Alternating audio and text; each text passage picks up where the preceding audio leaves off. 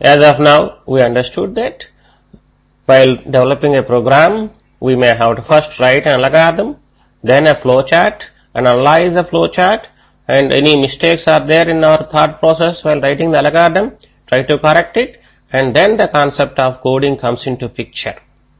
Now, the important aspect comes into picture is which programming language should I select?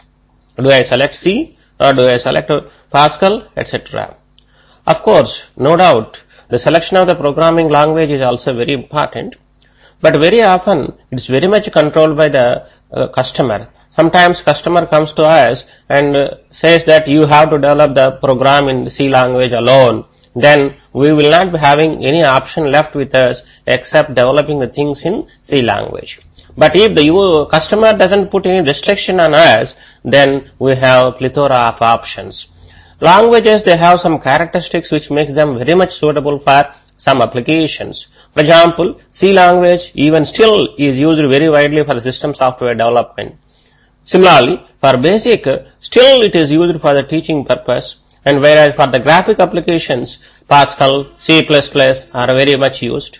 For network applications, Java is being used, and now the .NET is very much dominantly used for the internet related systems development. That way, I should say the selection of the language is very much influenced by the characteristics of the language and the application concerned and the customer also. If the customer says you have to develop in the C language, then you will not be having any option left with us except developing the things in C language.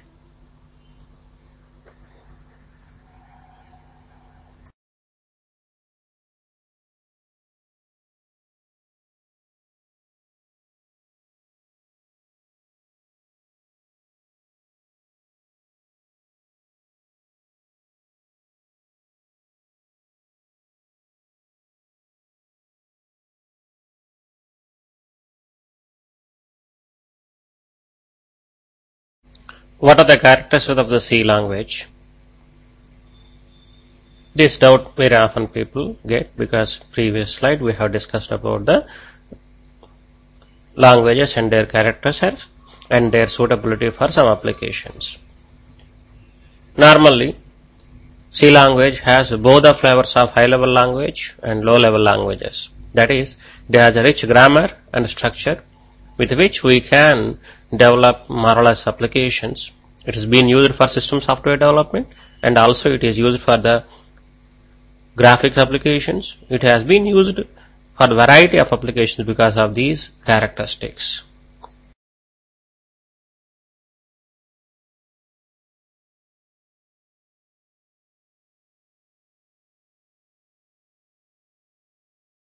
In practice, we have a variety of C language compilers.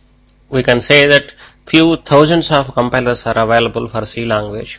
In fact, if you are being properly educated towards real computer science, you should be in a position to develop your own C language compiler once you complete your 4 years BE or BTech or BS. However, I should just recall some of the C language compilers names. No doubt, all the compilers, they accept C language programs, but however, they do have some marketing strategies. That is, in order to market their product, they add some ready-made programs and sell it. However, if we develop our programs using these ready-made programs, then our program may lack portability. It is very much recommended that we have to develop the programs in strictly ANSI C fashion rather than developing a compiler specific style. We have C language compilers for DOS and Windows platforms such as Turbo C, Borland C, Microsoft C, Jotex C, Speed C, and DJGPP. Similarly, we do have variety of C language compilers for Unix Linux platforms like SunOS, SunOS C, MIPS C, Iris C, then GNU CC. So this GNU CC is becoming day by day very popular and has been very much widely used for even embedded systems, and has been used very much evidently for space-borne systems development also.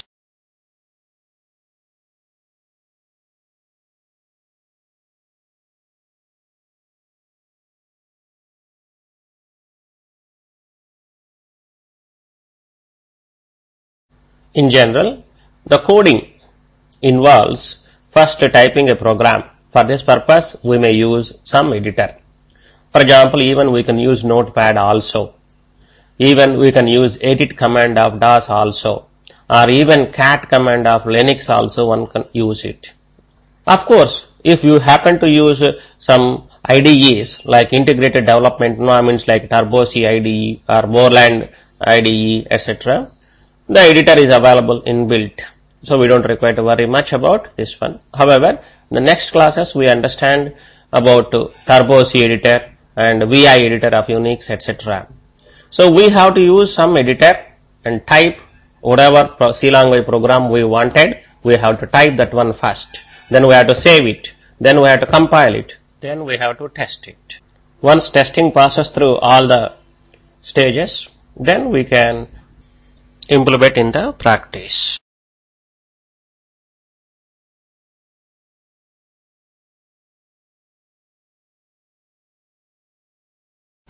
In the following slides, we try to explain about how a program gets executed. Already we understood that we have to type a program. Those programs are called as source programs. They are the basis for entire subprogram development. They are first created. These source program means they can be C language programs, they can be Pascal or C++ or Java, anything which are normally typed by the user. They are called as the source programs. Of course, some extra header files also called as sources. Even some other configuration files are also called as sources. All of them will be created initially. Then these source programs are being taken by the compiler, and that converts these source programs into object files. Of course, when it converts, only if our source programs contains 0 syntactical errors, that is, there should not be any language wise errors, then only the compiler converts our program into object files. They are also called as normally intermediate files in the case of C computer science terminology. We said already that the compiler vendors, they will supply some ready-made programs which we can call them as libraries. We can develop our C language programs using the ready-made programs which are available with the compiler. That is, the functions whatever available in the libraries can be used in our C language program. Mind it, they are not developed by us. And also remember that we have to include appropriate header file whenever you wanted to use those ready-made functions. Normally, the libraries contains the ready-made functions, that is, their machine language files only.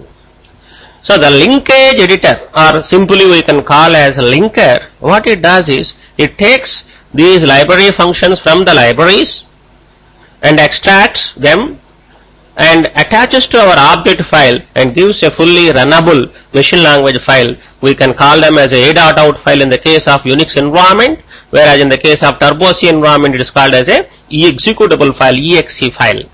So that is normally saved into the disk. So that is the executable file. That is the one tomorrow if you wanted to sell, you are supposed to sell.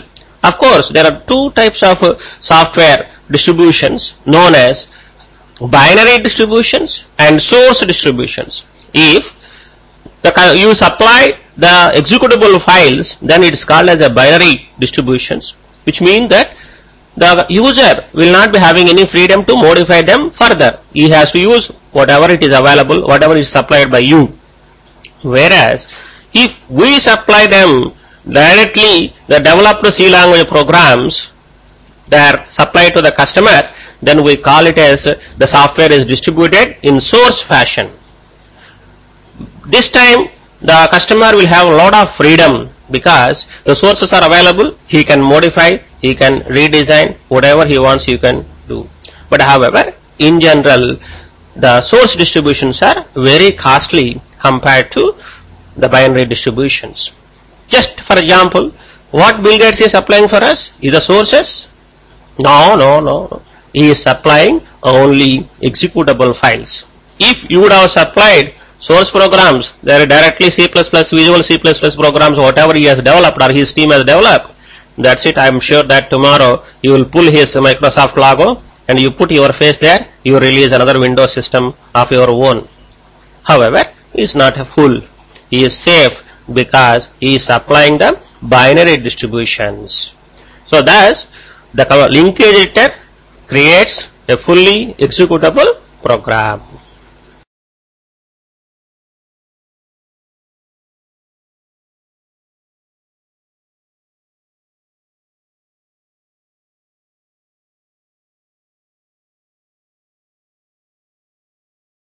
Once the executable file is available, the loader takes the responsibility of loading our program into the freely available part of the memory, that is RAM, and then it starts executing our program.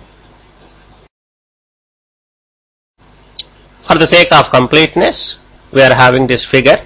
Here we have shown that there is a disk where the executable file hello is available. Whenever we start that program via the disk controller, it will be loaded into main memory and then it will be executed.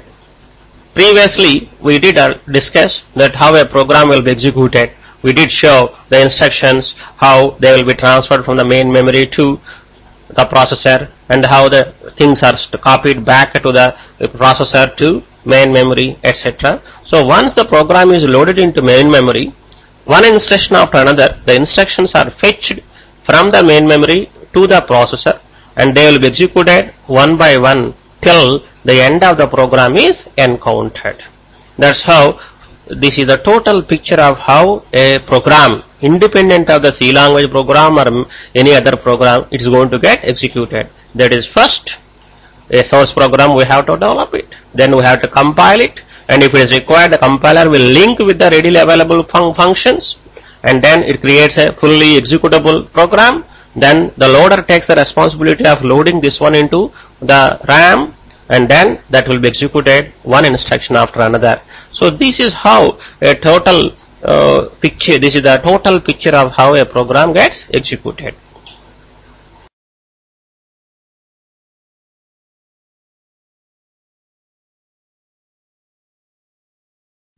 As of now, we understood that while developing a program, we may have to first write an algorithm, then a flowchart, analyze the flowchart, and any mistakes are there in our thought process while writing the algorithm, try to correct it, and then the concept of coding comes into picture. Now, the important aspect comes into picture is which programming language should I select? Do I select C or do I select Pascal, etc.? Of course, no doubt, the selection of the programming language is also very important, but very often it's very much controlled by the customer. Sometimes customer comes to us and says that you have to develop the program in the C language alone. Then we will not be having any option left with us except developing the things in C language. But if the customer doesn't put any restriction on us, then we have a plethora of options. Languages, they have some characteristics which makes them very much suitable for some applications. For example, C language even still is used very widely for system software development. Similarly, for BASIC, still it is used for the teaching purpose, and whereas for the graphic applications, Pascal, C++ are very much used. For network applications, Java is being used, and now the .NET is very much dominantly used for the internet related systems development. That way, I should say the selection of the language is very much influenced by the characteristics of the language and the application concerned and the customer also. If the customer says you have to develop in the C language, then you will not be having any option left with us except developing the things in C language.